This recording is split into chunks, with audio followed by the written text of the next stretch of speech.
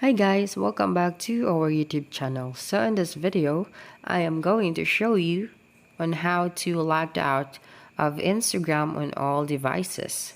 Okay, now the first thing that you can do is to open your Instagram application and then click on your profile picture at the bottom right corner of your screen.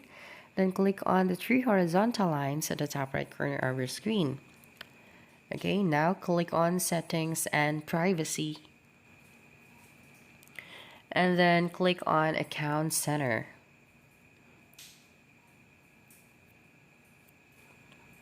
Okay, that's right.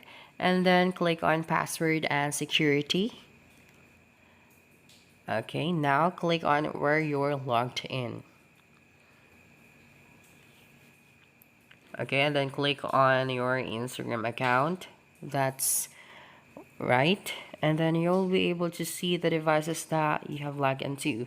Now if you see a device that you're not familiar with, you can just click on the select device to log out, and then you can select all or just tap on a specific device that you're not familiar with and then click on logged out, so you could be able to log out your account from that device. Okay, and that's it for this video. Don't forget to subscribe to our YouTube channel for more video tutorials in the future. Bye bye.